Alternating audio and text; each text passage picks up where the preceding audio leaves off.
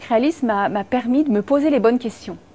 Et je pense qu'il y a un travail sur soi qui est important avant de prendre une décision de créer une entreprise, c'est d'essayer de voir l'ampleur de l'entreprise. Je dirais que ce qui est important, c'est à travers son expérience de chercheur et déjà de valorisateur peut-être dans le cadre de son activité de chercheur, de bien connaître le marché que l'on vise. Parce que ça, c'est du temps de gagner sur le développement de l'entreprise, bien connaître son marché, bien connaître les futurs clients. Et c'est vrai que moi, dans le cadre de mon projet, ça fait plusieurs années que je valorise déjà, dans le cadre des structures de valorisation plus classiques, mes travaux de recherche. Et ça m'a donné l'occasion de rencontrer des industriels, de rencontrer des futurs clients de mon entreprise. Et c'est un temps de gagner énorme sur le développement de cette entreprise. Crealis nous a aidés, tout d'abord nous a permis de lever un peu des fonds pour pouvoir réaliser notre preuve de concept. Ils nous ont aussi aidés dans la mesure où ils nous donnent accès en fait à un réseau de personnes, un réseau de compétences qui sont utiles pour la phase de maturation du projet de création d'entreprise. Et puis aussi, ils sont quand même très axés sur la formation des futurs créateurs avec de nombreuses possibilités d'échanges sous forme de séminaires ou de petites réunions avec des gens qui ont suivi le même parcours que nous et qui sont là pour témoigner en fait. Nous, on est des techniciens. Hein. Moi, je suis ingénieur mécanicien, donc effectivement, au début, j'avais l'idée technique qui était développée ici en interne à l'INSA.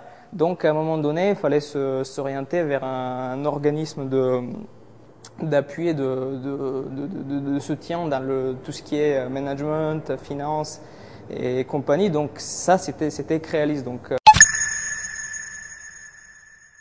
dans mes activités antérieures, j'étais directeur scientifique d'une société de biotechnologie et donc j'ai travaillé avec le professeur Daniel Hartmann sur les évaluations de biomatériaux. Et en 2008, je suis allée le rencontrer pour donc discuter avec lui de mon projet de création de société avec ces deux facettes, une facette commercialisation de produits très rapidement et une facette recherche et développement où j'avais besoin de cette collaboration avec lui pour mener à bien le projet.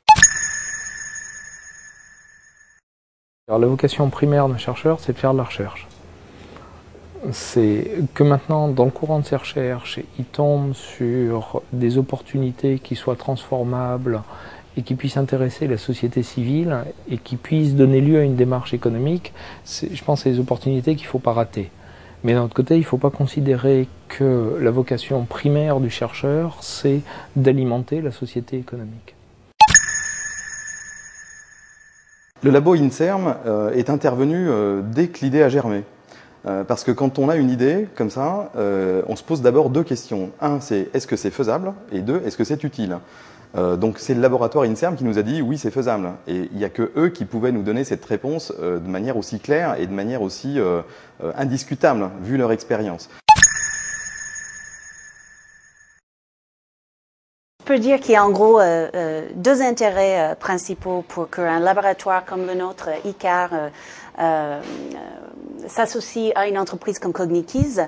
Premièrement, ça nous aide dans nos recherches à nous, donc on peut s'attaquer à nos problématiques de recherche et développer d'autres.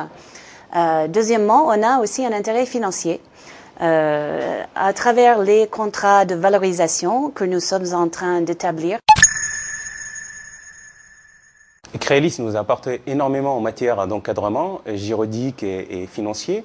Elle nous apporte sur un plan personnel de futurs dirigeants d'entreprise énormément de formation en finance, en gestion et en comptable. Pour résumer, on peut dire qu'avec Crealis, on est passé de l'idée à une réalisation industrielle.